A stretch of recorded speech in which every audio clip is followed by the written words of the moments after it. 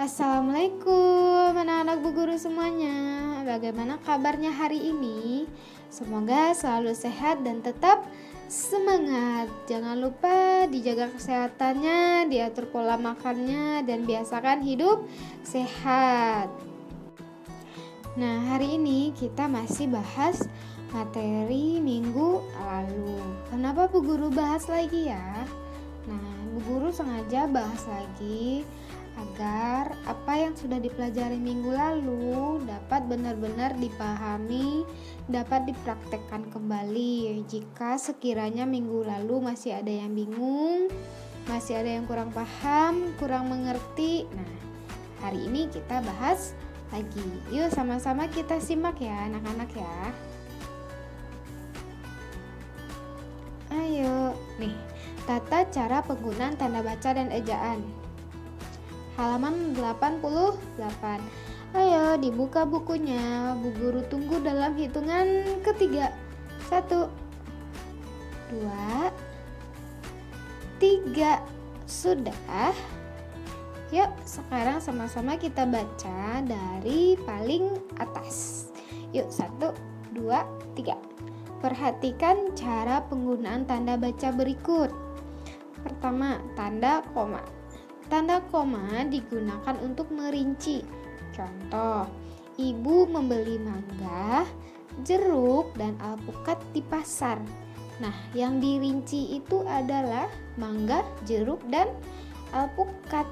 Nah, karena itu jumlahnya lebih dari 1, jadi harus menggunakan tanda koma. Atau misalnya nih, cuma ada 2, mangga dan jeruk. Jadi itu tidak perlu dikasih tanda koma, hanya perlu kita tambahkan kata dan gitu ya. Itu jika 2. Tapi kalau 3 kita gunakan dulu koma, 3 atau lebih ya.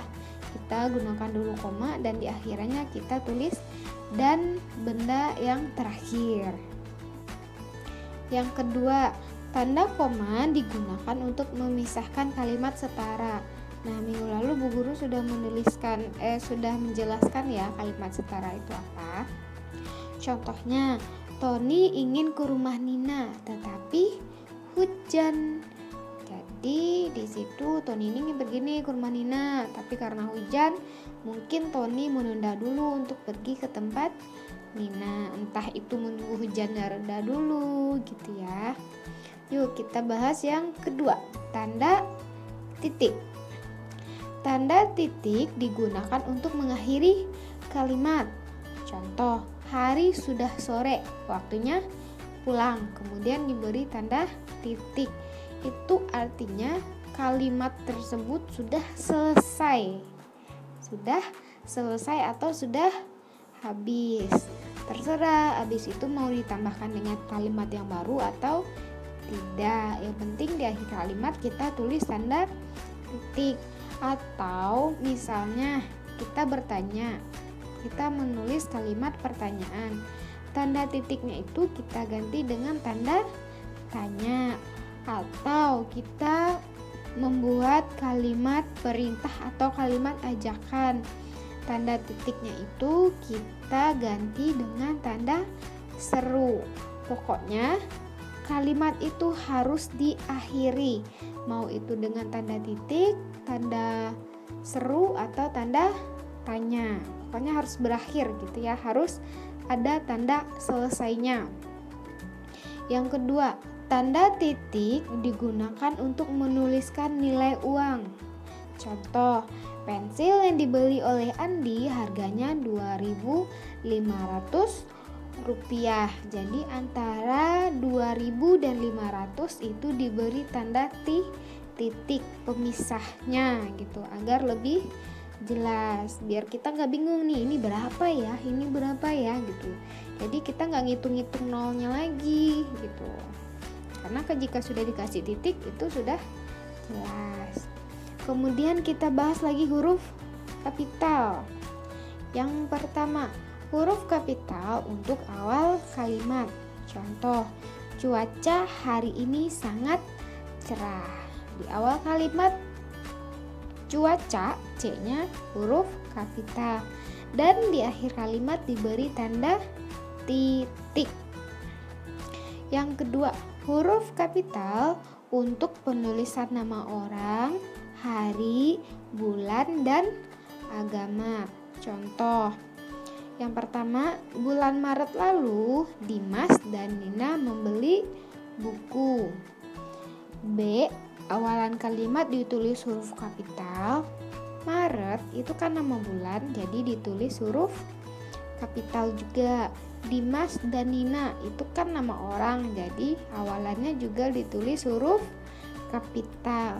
Dan di akhir kalimat tersebut diberi tanda titik, tandanya kalimatnya sudah selesai.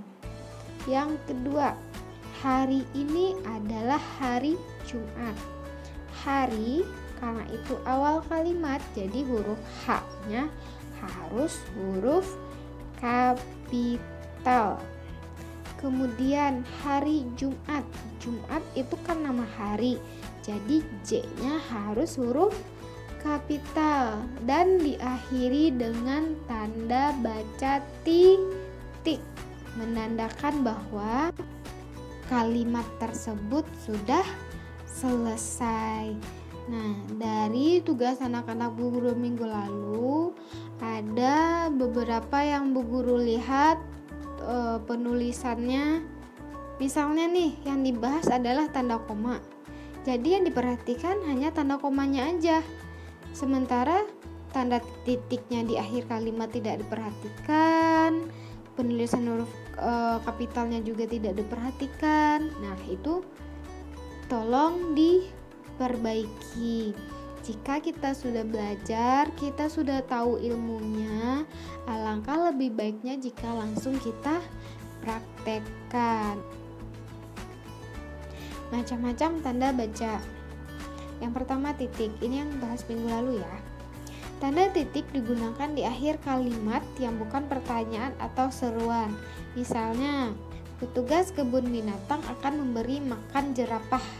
Tanda titik di akhir kalimat sudah digunakan, dan di sini Bu Guru juga sudah menuliskan sesuai dengan huruf kapital yang benar, yaitu di awal kalimat. Nah, contoh seperti ini yang Bu Guru minta ya anak-anak. Yang kedua, tanda koma digunakan untuk merinci dalam kalimat. Misalnya, menu makanan hari ini adalah ayam goreng, tempe mendoan, sayur bayam, dan segelas susu hangat. Nah, di akhir kalimat Bu Guru juga menulis tanda titik, menandakan bahwa kalimatnya sudah selesai. Walaupun yang kita bahas di sini adalah tanda koma. Jadi di sini kan Bu Guru juga tulis nih menu makanan, M-nya diawali dengan huruf kapital. Itulah yang Bu Guru bilang tadi, antara huruf kapital dengan tanda baca itu mereka saling berhubungan, gitu ya. Nah, yang dirinci di sini adalah ayam goreng, tempe mendoan, sayur bayam, dan segelas susu hangat. Nah, jadi itu harus dipisah.